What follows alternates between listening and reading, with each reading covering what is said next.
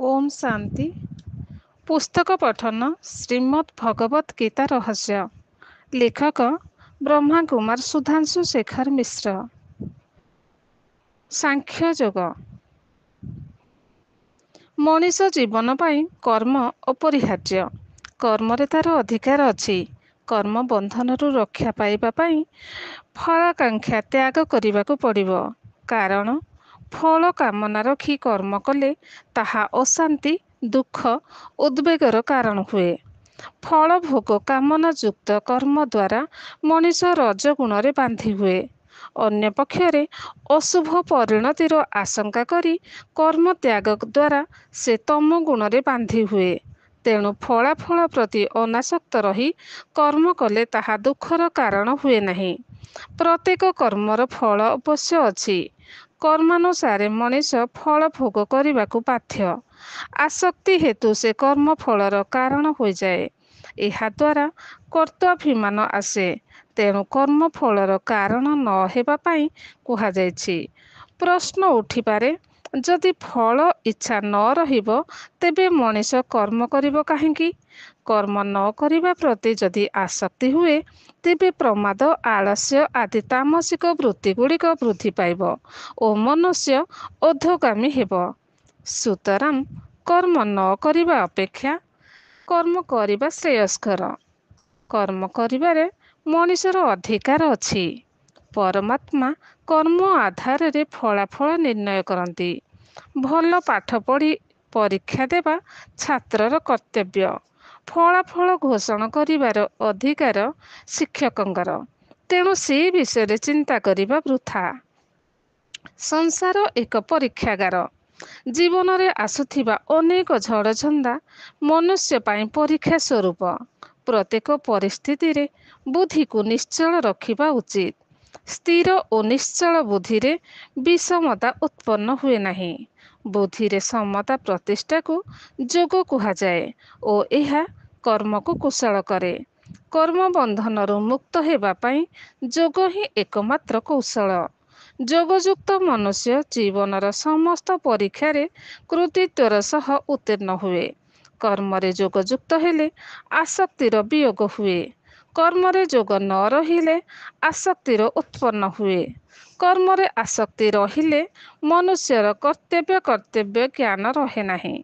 से निषिद्ध कर्म को मध्य शास्त्र पुराण रे द्वाही दे कर्तव्य कर्म बोली जुक्ति करे। जेउ कर्म विधि सम्मत नुहे ताहा निषिद्ध कर्म। चोरी करिबा चोरर वृत्ति, किंतु एहा विधि सम्मत न होइथिबारु निषिद्ध कर्म। जणे सैनिक युद्ध क्षेत्र रे शत्रु पक्षर जाहाकु हत्या कले मध्य ताहा अपराध बोली गण्य हुए नहीं। किंतु युद्ध व्यतीत अन्य समय रे व्यक्तिगत शत्रुता हेतु बा अन्य कारणरू काहाकु हत्या कले ताहा एक धर्तव्य अपराध हुए। तेणु मन इच्छा आसक्ति वशतः कौनसी कर्म करिबा अनुचित। अन्यथा ताहा बंधनर कारण हुए। कर्म और कर्म फल प्रति आसक्ति हेतु बुद्धि रे विषमता दोष उत्पन्न हुए।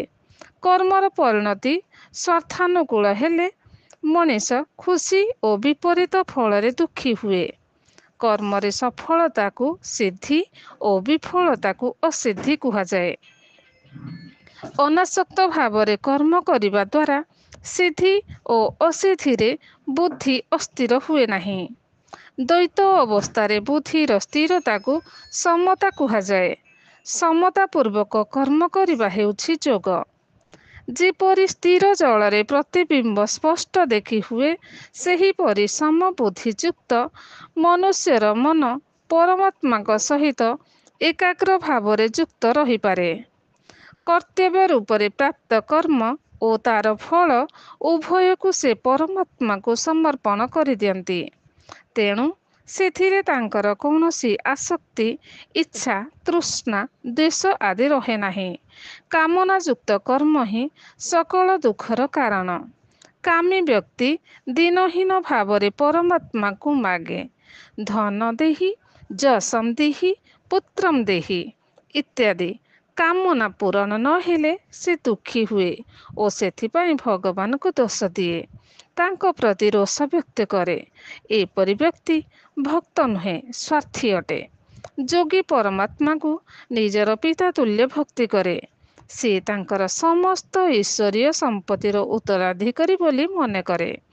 ପ୍ରକୃତ ଭକ୍ତ ବା ଯୋଗୀ ଭଗବାନଙ୍କୁ ମାଗେ ନାହିଁ, ସେ ସର୍ବସ୍ୱ ତାଙ୍କୁ ଅର୍ପଣ କରିଦିଏ। ତେଣୁ ନିଷିଦ୍ଧ କର୍ମର ତ୍ୟାଗ ପୂର୍ବକ ନିଷ୍କାମ ଭାବରେ କର୍ତ୍ତବ୍ୟ କର୍ମରେ ପ୍ରବୃତ୍ତ ହେବା କର୍ମଯୋଗ ବା ବୁଦ୍ଧିଯୋଗ ଅଟେ। ଯୋଗରେ ତ୍ୟାଗ ପ୍ରଧାନ। ତ୍ୟାଗ ବିନା ଯୋଗ ସମ୍ଭବ ନୁହେଁ।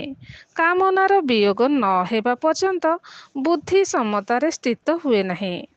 ସମତା ବା ଯୋଗ ଦ୍ୱାରା କର୍ମରେ କୁଶଳତା ଆସେ। ଯୋଗ ଏକ କବଚ ପରି ମନୁଷ୍ୟକୁ ରକ୍ଷା କରେ। ଏହି କବଚଧାରୀ ବ୍ୟକ୍ତି କର୍ମର ଶୁଭାଶୁଭ ଫଳର ପ୍ରଭାବରେ ପ୍ରଭାବିତ ହୁଏ ନାହିଁ। ତାଙ୍କର ପ୍ରତ୍ୟେକ କର୍ମ ଈଶ୍ୱରୀୟ ଇଚ୍ଛା ଅନୁସାରେ ସମ୍ପାଦନ ହୁଏ। ଈଶ୍ୱରୀୟ ସ୍ମୃତିଯୁକ୍ତ କର୍ମ ହିଁ ହେଉଛି ଯୋଗ। କ୍ରମଶଃ ଓମ୍ ଶାନ୍ତି।